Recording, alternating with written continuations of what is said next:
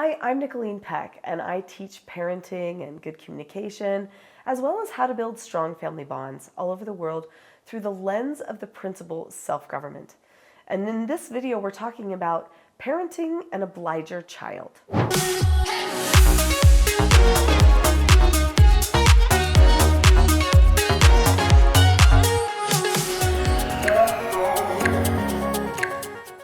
In this video, we're going to be talking about this book, The 4 Tendencies, and we're going to be talking about the obliger tendency. We're going to talk about what an obliger might look like so that you can identify if you maybe are parenting an obliger or not. We're going to talk about the strengths and weaknesses for obligers and how the principles and skills of self-government can help you and your obliger child. I have to honestly say that when I first read this book, I was skeptical of it, and that's because I'm a questioner tendency. We'll talk about questioners in a different video, but I did not like the word obliger. I thought that word just seemed a little bit like demeaning to a person, like, oh, you only just please people. But you know what I found is that my friends that are obligers are like, yep, I'm an obliger. I'm totally like that. So let's talk about what it means to be an obliger. So obligers meet outer expectations, but they resist inner expectations. So what that means is they are really keying in to how the people around them feel.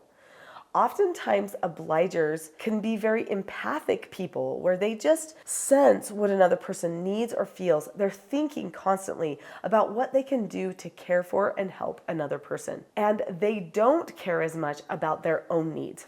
Oftentimes, obligers are the type of people that will be self-sacrificing, meaning they'll get no sleep, not eat any food or whatever, just so that they can bring a smile to another person's face or care about another person.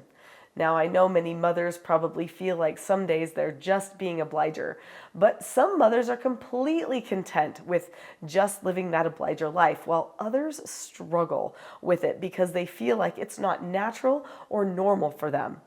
Well, those are the type of people that probably aren't natural obligers, but realize that being a mother sometimes means taking care of everybody else and not getting anything out of it for yourself. And that can be difficult. So, is it okay to be an obliger? Yes. What powers do obligers have? Well, they make great leaders because they care about pleasing other people. They care about doing good things for other people. If you have a boss that is an obliger, you are going to get perks and compliments and kudos. There's going to be bonuses, and when you need a day off for family, they're going to say, of course, you need to put your family first. They're going to be the type of people that really care about you.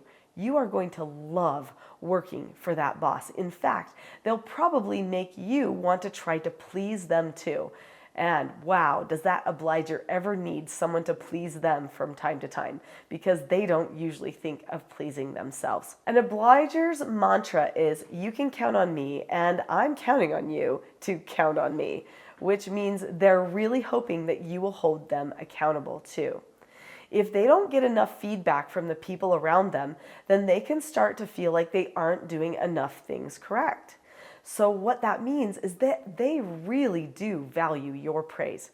They need to know that they're hitting the mark, somebody's mark, somewhere, so that they're making progress, because they're not sure if they can trust their own inner calculations of progress or not. Obligers are the type of people that when they see a problem, they are the first person to jump in and save the day.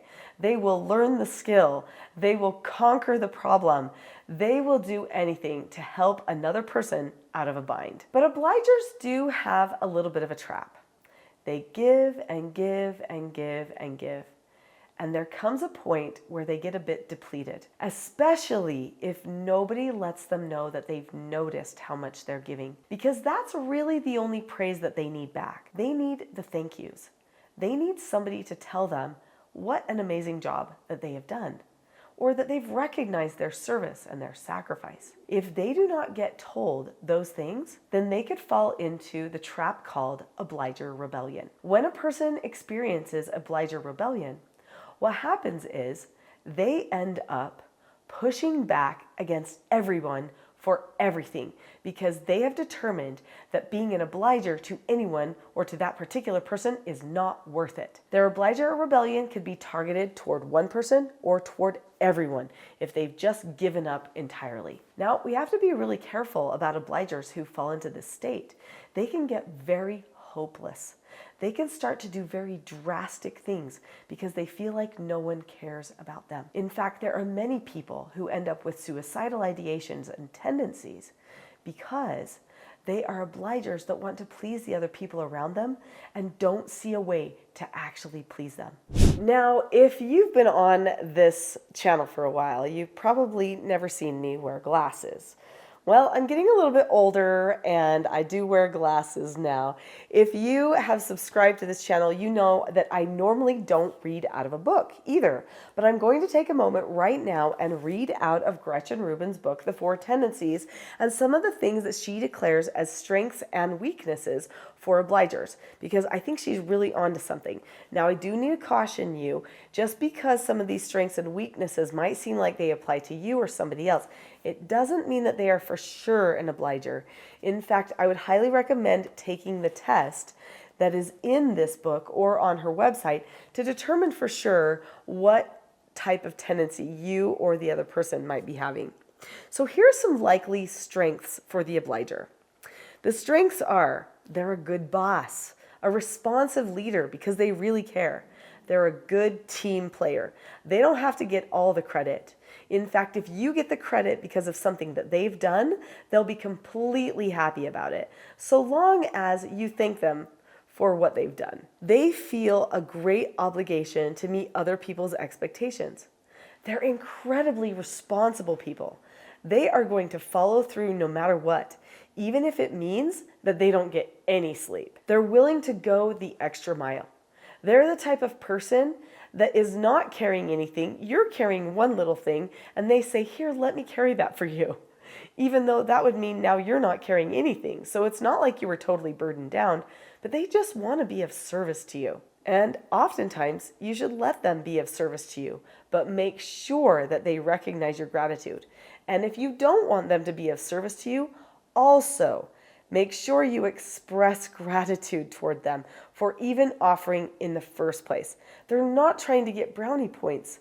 They're just trying to bond with you, serve you, and recognize their value and potential. They respond to outer accountability. So what are their weaknesses? An obliger's weakness is they are susceptible to being overworked and to getting burnout.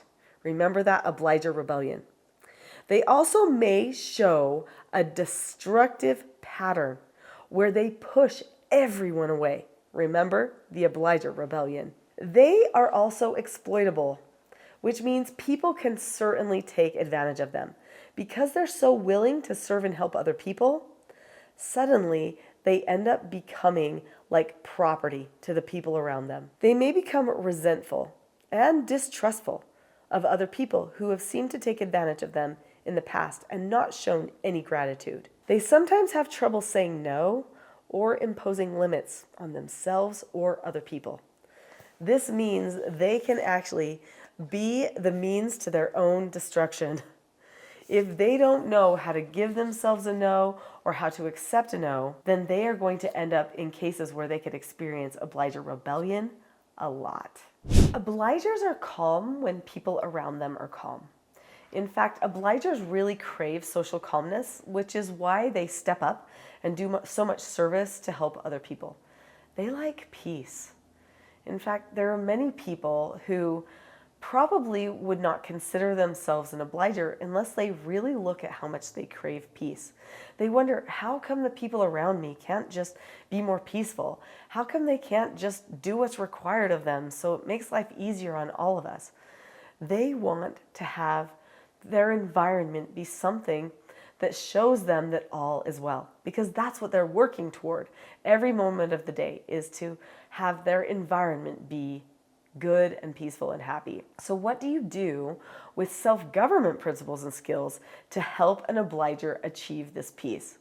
Well, you've got to talk to them about calmness. You have to be calm every time you're correcting them or expressing any type of need for change. Sometimes obligers do not like feedback that suggests they've done something wrong. And that's because they've worked so hard to try to do everything right so that they can please you. So when you're giving feedback, such as correction or teaching that's instructive to an obliger, you're going to want to make sure that you're calm, understanding, connected, and that you even have this feeling inside of, you know what, this is no big deal. I'm super grateful for you.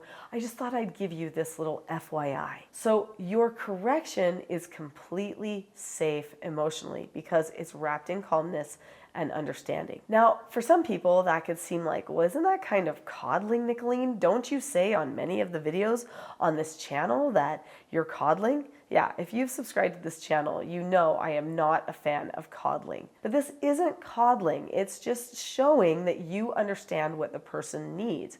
They need to know that you care about them in order to actually take the feedback in a good light. If they feel that you care about them and appreciate them, they'll actually take your feedback and probably go the extra mile making the change. An obliger thrives on knowing where they're headed. What do we want to accomplish in this group? Things like a family vision, which is something that I talk about creating. In my book, Parenting a House United, is going to be very helpful for an obliger because they now have a course charted for them. They know where they're headed. And doing things like family meetings and stuff like that is also going to help them. Or individual mentor meetings with parents where we have time where we can check up on how good we've done with things. Also, praising is going to be important. There are 3 steps to an effective praise. These 3 steps are going to be really powerful for the obliger. It's not just going to be a thank you or a good job. It's going to be a lot more than that. So it will really hit the heart of the obliger who's looking to know what their value is to you and to themselves based upon what they've done and what they've seen expressed around them. Obligers really do well with consistent teaching and with having a plan for calmness. Because they thrive on calmness, they need to pre-plan what their calm plan is ahead of time. Now, when they feel you not being calm, they might choose to mirror that and not be calm as well. So again, your calmness is key. In fact, I want to share something with you that I think is going to help your calmness a lot. So I have a calm parenting toolkit. It has 10 tools for calmness in it, and I'd like to give it to you for free. So if you go to the link in the description below this video that says teachselfgov.com/toolkit, then you can have that Calm Parenting Toolkit for free. It's not going to teach you everything that I teach in this book or my courses, but it will help you get on the track for your calmness so that you can help that obliger feel comfortable with you when you start learning the skills for corrections and pre-teaching and praising and intensive teaching as well. Click on the link below and I'll see you on that Calm Parenting Toolkit.